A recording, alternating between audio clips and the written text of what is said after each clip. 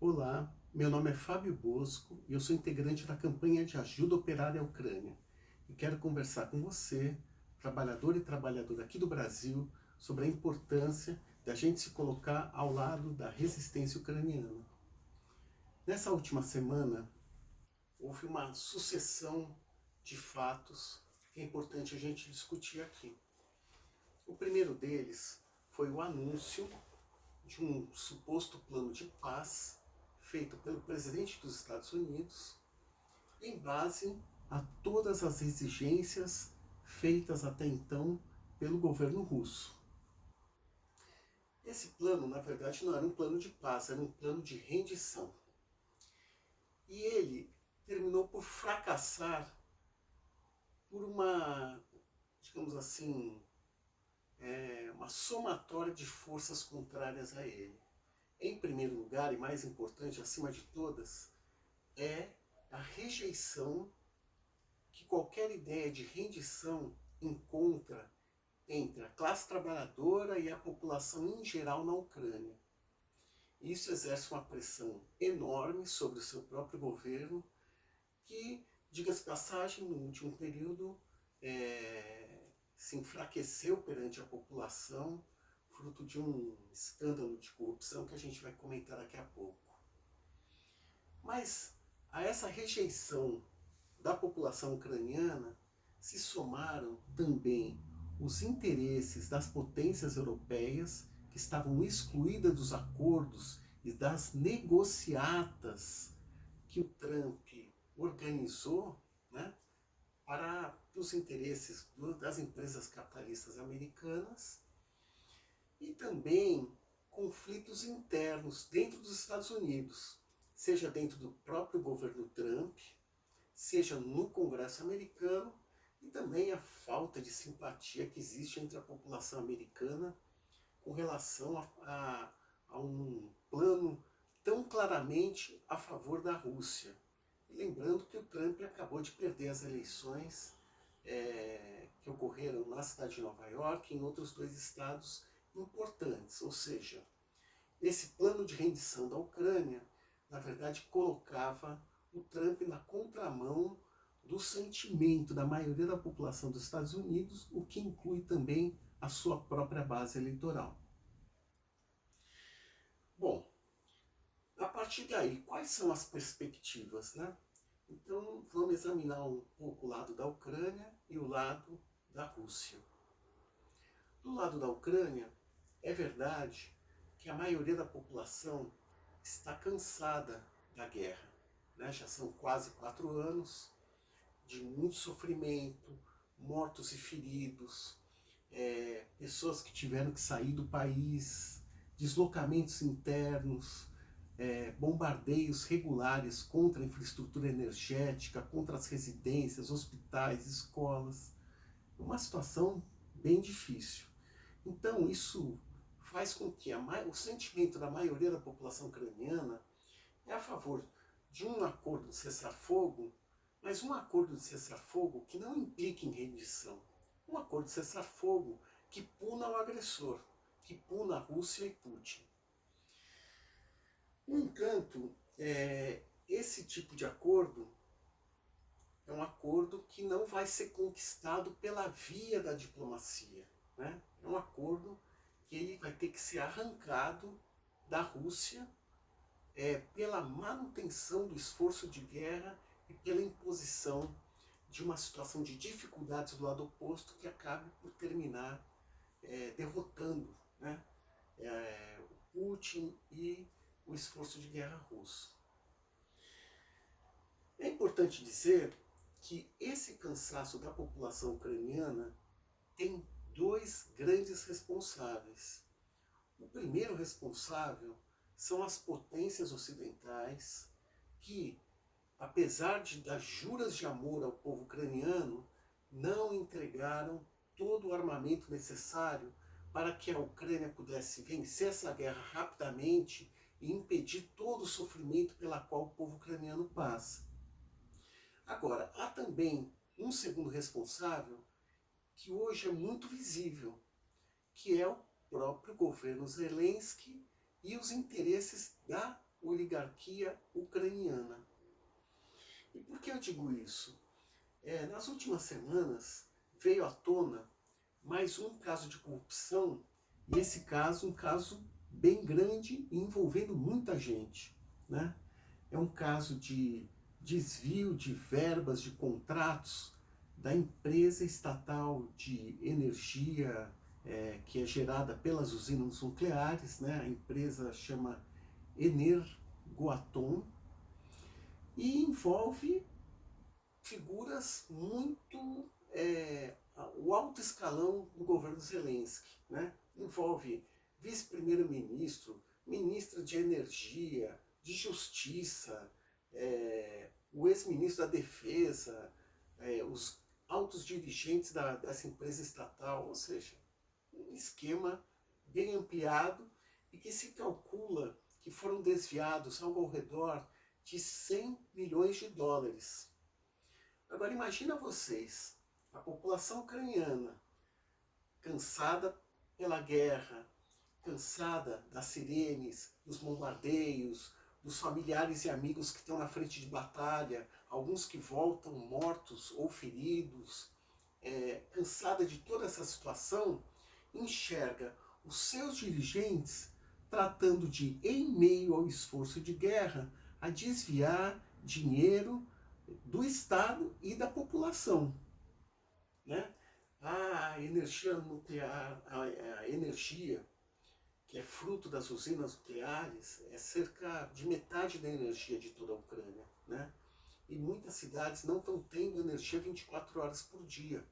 Esse dinheiro deveria ter sido investido para melhorar para proteger a geração e a malha de distribuição dessa energia, para minorar os sofrimentos da população ucraniana.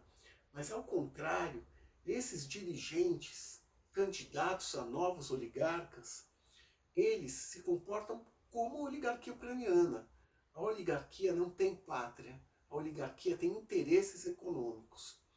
E, então, isso acaba por fazer também o governo Zelensky responsável por esse cansaço de guerra. Chama atenção o fato de que até agora o presidente Zelensky não fez nada para punir todos os envolvidos, o que seria de esperar. Por quê? Em situação de guerra, um caso como esse é um caso de traição à pátria, né? Normalmente as pessoas são presas e fuziladas. E até agora não foram nem presas nem nada, né? E além disso, tem figuras que não aparecem entre os diretamente envolvidos, mas é altamente improvável que todo esse gigante esquema de corrupção tenha passado desapercebido do braço direito do Zelensky, do seu chefe de gabinete, Andriy Yermak.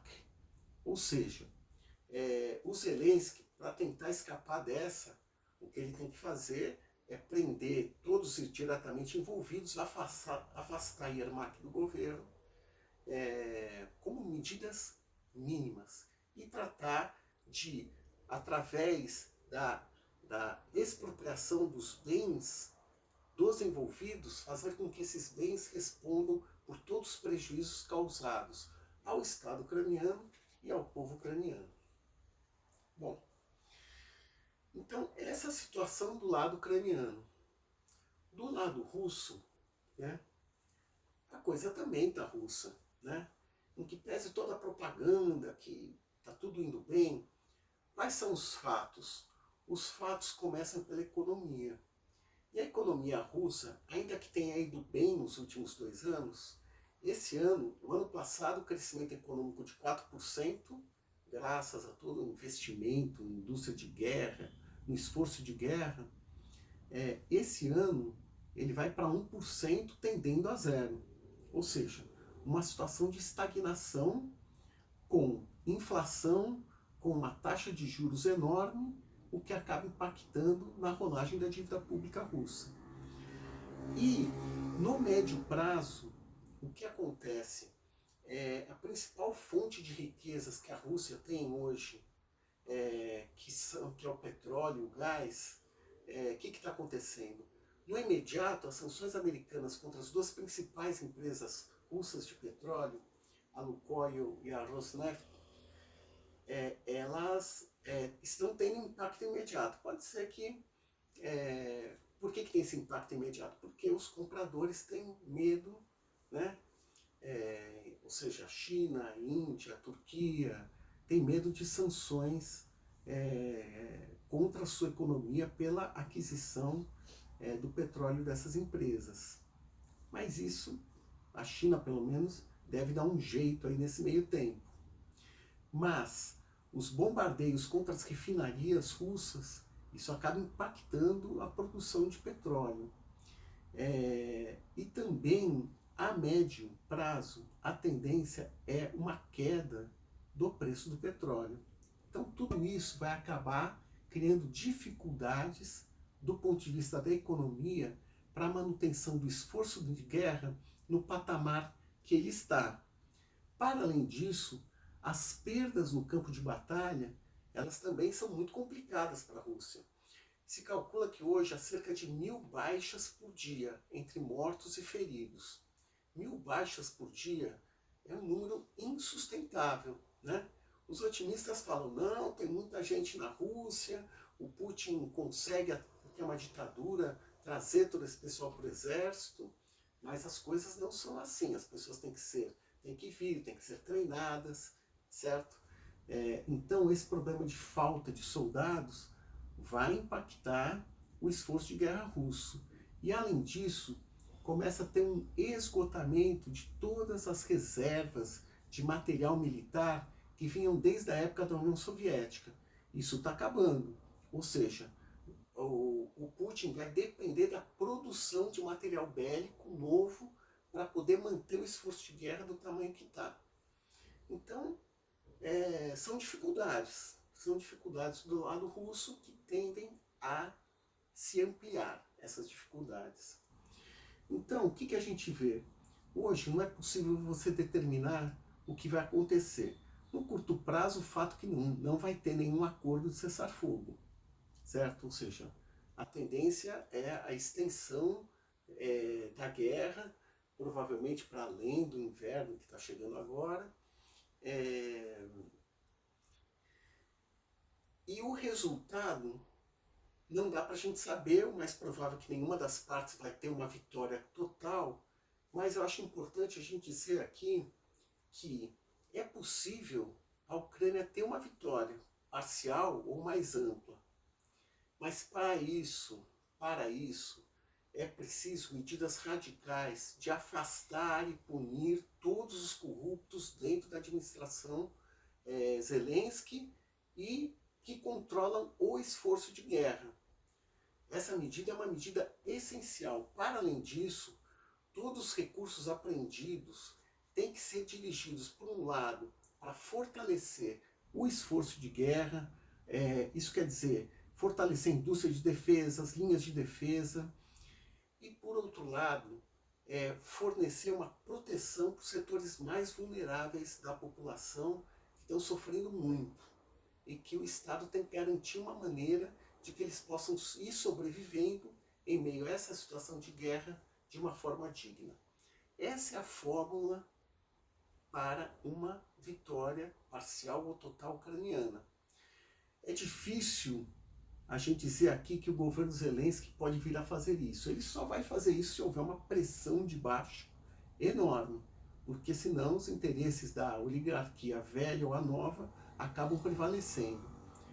Na verdade, é só um governo que seja da classe trabalhadora, dos soldados, que são os setores que estão diretamente envolvidos na guerra e que querem, né, que tem o desejo, que tem o interesse de levar essa guerra até uma vitória, sem desviar para outros interesses escusos que são característicos da oligarquia, né? Não apenas a ucraniana, todas, né? Mas a ucraniana também. Então é isso aí. Até o próximo episódio. Slava Ukraini, Slava Probitnichemu Klasu, Visi Kraim.